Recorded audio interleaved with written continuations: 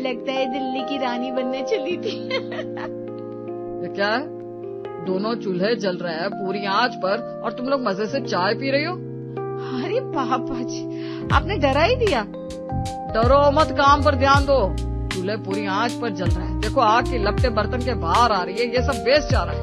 हल्की आंच रखो, बर्तन ढक्कन से ढको, खाना उतनी जल्दी बनेगा। पापा जी आपको क्या पता खाना बनाना, तेज आंच से जल्दी बनता है और हम तो छुपाकरी बनाते हैं ढक्कन लगाकर। हाँ पापा जी आप फिक्र मत कीजिए, बहुत समझदार है हम। कैसे समझाऊं? आंच बर्तन के नीचे लगती है, बाहर नहीं। ये गैस की बर्बादी है, पैसे की बर्बादी है। अच्छा पापा जी अब आप जाइए, हम संभाल लेंगे, चाय ठंडी हो रही है। आप जाके आराम कीजिए ना, हमें खाना बनाने दीजिए। प्रदीप को धक्के देकर बाहर निकाल दिया गया। वो दरवाजे के बाहर खड़े थक कर सांस ले रहे थे। अंदर फिर से चुगली और ठहाकों की आवाजें आने लगी। अरे आप इन लोगों के पीछे क्यों पड़े रहते हैं, वो नहीं सुनने वाले। इन लोगों को कोई चमत्कार ही समझा सकता है।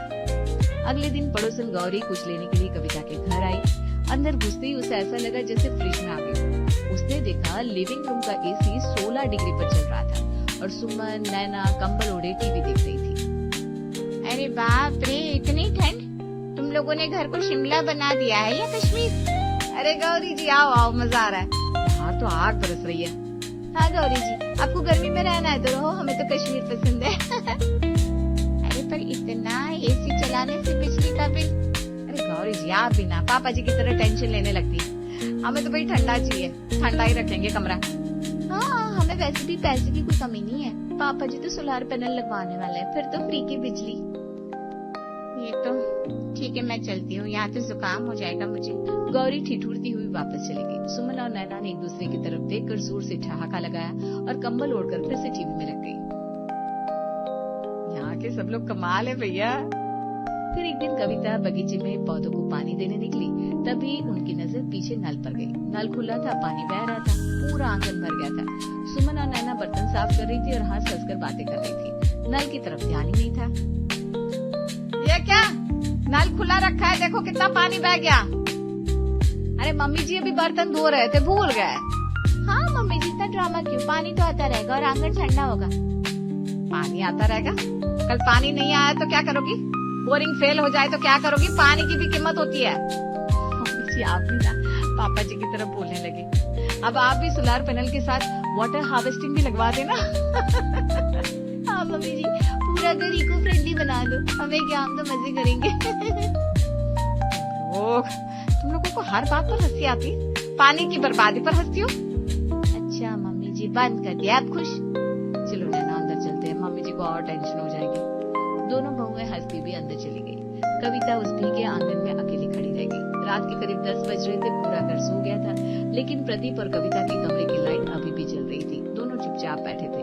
आज का पूरा दिन मानो उनके सामने फिल्म की तरफ घूम रहा था। कविता अब मैं थक गया हूँ। मैंने हर दिन हर बात पर समझाने की कोशिश करके देखी, गैस हो, बिजली हो, पानी हो, इनको कुछ समझ में नहीं आता।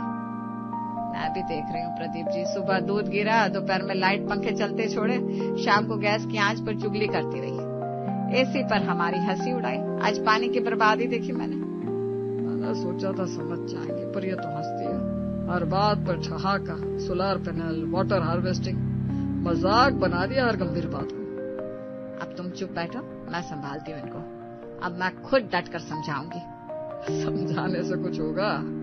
आज पानी पर मैंने कितना समझाया, उल्टा मुझे ही टोक दिया। अरे देखते जाओ, सुबह से मैं इनकी आदतों पर नजर रखूंगी। सुबह का समय कविता जल्दी उठकर किचन में आ गई। सुमन और नैना अभी अभी उतरी थी। गैस पर दूध रखा जा रहा था। रुको, आज मैं बताती हूँ दूध रखने का तरीका। धीमी आंच पर रखो, बर्तन में थोड़ी जगह छोड़ो और यहाँ से हिलो मत। मम्मी जी सुबह सुबह इतनी सख्त? हमें आता है, आप टेंशन मत लो। नहीं, आज मैं सिखाऊंगी। रोज दूध गिरता है, अब नहीं गिरने दूंगी। कविता ने खुद आंच धीमी की, बर्तन सही जगह रखा। दोनों बहुएं एक दूसरे को देखकर मुस्कुराई। थोड़ी देर बाद कविता बाहर गई तो सुमन ने चुपके से आंच तेज कर दी। देखती हूँ कितना सिखाती है, हमसे पहले किसी का दूध नहीं गिरा क्या कभी? चलो देखते हैं मम्मी जी को। 5 मिनट बाद दूध उबल कर गिर गया। कविता दौड़ कर आई, उनका चेहरा देखने लायक था। मैंने कहा था ना धीमी आंच, फिर भी मम्मी जी दूध का क्या है, उबल कर गिर ही जाता है, आप ना कुछ ज्यादा ही सोचती हैं। कविता बेचारी चुप रह गई। फिर दोपहर में कविता ने देखा कि सुमन का कमरा खाली था, पर एसी 18 डिग्री पर चल रहा था, पंखा भी घूम रहा था, टीवी भी ऑन था। कविता ने सारे स्विच ऑफ कर दिए। तुम कमरे में नहीं